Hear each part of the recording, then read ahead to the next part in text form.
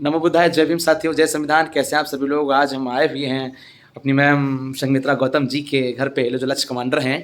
तो आज youth commander को क्या करना चाहिए, ये जो मुद्दा चल रहा है उस पर क्या होना चाहिए, तो आइए मिलते हैं, बात करते हैं और चैनल को सब्सक्राइब करेंगे, लाइक कमेंट शेयर करेंगे। जय भीम, मिलते हैं। नमो बुद्धा, जय भीम साथियों, लक्ष्य न्यूज़ 99 में आप सभी का स्वागत है। हमारे साथ में जुड़ चुकी हैं संघमित्रा गौतम जी, जो लक्ष्य कमांडर हैं। मैं उनसे बात करूंगा कि हमारे समाज में कुछ संदेश ज़रूर दें और आज की जो चर्चा चल रही है, जो हमारे बाबा साहब का अपमान हुआ है, उसको भी थोड़ा बताएं, उस पर क्या करना चाहिए, और अपने यूथ कमांडरों को या महिला कमांडरों को अच्छी जानकारी दें, लक्ष्य संगठन के बारे में बताएं। नमो बुद्धाय, जय भीम। तो मिलते हैं। जय भीम, नमो बुद्धाय साथियों।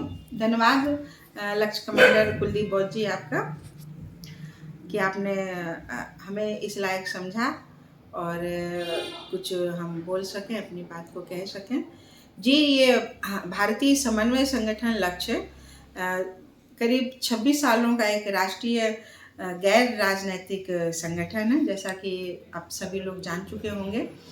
अभी 26 जनवरी आ रहा है, इस दिन पूरे 26 वर्ष हो जाएंगे और इसकी स्थापना डॉक्टर खजान सिंह साहब ने की थी और वो मानव काशीराम साहब के साथ उन्होंने बहुत सालों तक काम किया और इसको एक सामाजिक संगठन बनाया कि हम पॉलिटिक्स में नहीं जाएंगे और जो बहुजन समाज के दुख दर्द हैं, पीड़ाएं हैं, जो गैर संवैधानिक उनके साथ में आचरण किए जाते हैं, उनको लेकर के हम बात उठाएंगे, सरकारों तक उनकी बात पहुंचाएंगे।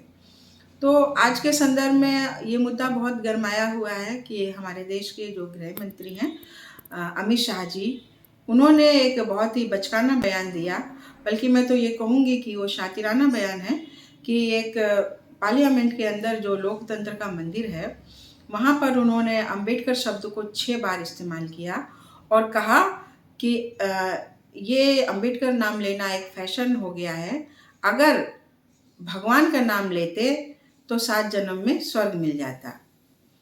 तो ये एक घृणा का भाव दिखाता है, उनकी बॉडी लैंग्वेज से, उनके शब्दों से बहुत हिकारत भरा एक भाव था और इससे लगता था कि कितनी उनको नफरत है डॉक्टर अंबेडकर से। डॉक्टर अंबेडकर एक वो व्यक्ति हैं जिनको युग पुरुष कहा जाता है, जो बोधिसत्व हैं, जो भारत रत्न हैं और 18-18 घंटे पढ़ने वाले ऐसे इंसान को, जिन्होंने भारत को संविधान दिया, उस अकेले महान पुरुष ने संविधान को लिखा। इतने अस्वस्थ थे वो और 2 बरस 11 महीने 18 दिन का समय लगा और इस देश को लोकतंत्रात्मक लिखित संविधान दिया, अनुपम संविधान दिया, जिसमें महिलाओं को, जिनको भोग्या के रूप में इस्तेमाल किया जाता था, उन महिलाओं को मानवीय जीवन दिया, उनको वोट डालने का, शिक्षा का, संपत्ति का, अपनी मर्जी से शादी करने का, गोद लेने का, मैटरनिटी लीव का, ये बहुत सारे अधिकार दिए जो लोग सोच नहीं सकते थे और उनको एक अच्छा जीवन दिया। आज वो पुरुषों की तरह कपड़े पहनती हैं, हवाई जहाज चलाती हैं, ट्रेन चलाती हैं, मेडिकल के क्षेत्र में हैं, इंजीनियरिंग के क्षेत्र में हैं।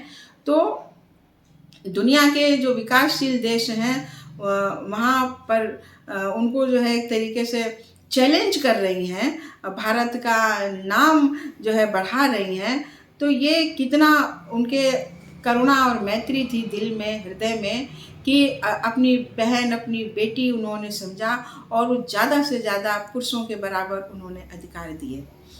और ये जो मुद्दा पूरे देश में इस समय गरमाया हुआ है, भारतीय समन्वय संगठन लक्ष्य, ये लगातार लगभग रोज ये अमित शाह के इस आपत्तिजनक बयान पर विरोध कर रहा है, गांव-गांव जा करके। आप लोग देख ही रहे होंगे और ये विरोध चलता रहेगा और ये पूरे देश में चलता रहेगा, क्योंकि बहुजन समाज बहुत अब जागरूक हो गया है और ये लोग सोच रहे होंगे कि शायद कोई प्रतिक्रिया नहीं होगी। तो ये बहुजन समाज की ये नब्ज टटोल रहे थे अमित शाह जी, जो कि खुद एक तड़ी पार हैं, और तड़ी पार उनको गुजरात की जो न्यायालय है वहाँ से उनको घोषित किया गया। इतना संगीन अपराध है उनके ऊपर, और भी बहुत सारे अपराध हैं, और जो ठीक से हिंदी भी नहीं बोल पाते हैं, ऐसे व्यक्ति को गृह मंत्री पद पर बिठाया। गृह मंत्री पद जो भारत की या किसी भी देश की जो आंतरिक व्यवस्था होती है, हर डिपार्टमेंट के अंदर क्या हो रहा है, ये उनका काम होता है देखना। और प्रधानमंत्री के लगभग समकक्ष ये पद होता है, बहुत ही महत्वपूर्ण ये पद होता है। और इस पद पर होते हुए, संवैधानिक पद पर होते हुए, जो कि वो बाबा साहब की वजह से उनको ये पद मिला हुआ है, और उन्होंने उन्हीं के बच्चों के लिए एक ऐसा गंदा बयान दिया, अशोभनीय दिया, कि भारतीय समन्वय संगठन लक्ष्य इसकी पुरजोर इसकी जो है भर्त्सना करता है, इसकी निंदा करता है, और इनको हाथ जोड़ करके बाबा साहब से, पूरे देश से इनको माफ़ी मांगनी चाहिए, अपने पद से इस्तीफा देना चाहिए। जी, ये मैं कहना चाहता हूँ कि जो इस समय मुद्दा चल रहा है, लक्ष्य संगठन सड़कों पे गांव-गांव जा करके आक्रोश प्रदर्शन कर रहा है, भाई बुरा तो लगेगा ही लगेगा। तो ये कब बंद होगा? ये यूं ही चलता रहेगा। ये जब तक अमित शाह जी माफ़ी नहीं मांग लेते, तब तक ये आंदोलन चलते रहेंगे, उनके पुतले फूंके जाते रहेंगे। पूरे देश में इस समय हाहाकार मचा हुआ है। बाबा साहब का अपमान करना, लोकतंत्र का अपमान करना, संविधान का अपमान करना है। उन्होंने उसके मधुमक्खी के छत्ते पर अपना हाथ डाल दिया है। मैं लास्ट क्वेश्चन करना चाहूँगा, चलते चलते बता दीजिए, यूथ कमांडरों के लिए क्या संदेश देना चाहेंगे आप, कि हमारा आज कमांडर जो है बहक बहुत जल्दी जाता है, तो उस पर थोड़ा सामाजिक मैच्योरिटी लाने के लिए आप क्या संदेश देना चाहेंगी? देखिए, देश का जो युवा होता है वो भविष्य होता है देश का। राष्ट्र के निर्माण में उसकी महती भूमिका होती है, और युवाओं में निश्चित रूप से जोश बहुत होता है, लेकिन क्योंकि मैच्योरिटी नहीं होती है, इतने वो परिपक्व नहीं होते हैं, तो होश का उनमें अभाव रहता है। तो मैं कहना चाहूँगी, जो हमारे संगठन के यूथ कमांडर्स हैं, जो बच्चे हैं, कि बहुत ही सोच समझ करके संवैधानिक दायरे में रह करके विरोध करें, ये उनका संवैधानिक हक है। और अपनी सेहत का ध्यान रखें, अपने मन का ध्यान रखें, शीलों का पालन करें, और अपने घर परिवार को देखते हुए जो मिशन है, जो आंदोलन है डॉक्टर अंबेडकर साहब का, मानवर कांशीराम साहब का, उसके रास्ते पर चलते जाएं, और निश्चित रूप से एक दिन सफलता मिलेगी। हमें विश्वास है कि एक दिन बहुजन समाज शासन सत्ता में होगा। जी, बहुत बहुत धन्यवाद संघमित्रा जी का, जो लक्ष्य कमांडर हैं, लक्ष्य के बारे में और सभी के बारे में बहुत अच्छी जानकारी दी है। तो बने रहें ऐसे ही न्यूज़ के साथ में, अगली न्यूज़ आपके साथ में जरूर आएगी। नमो बुद्धाय, जय भीम।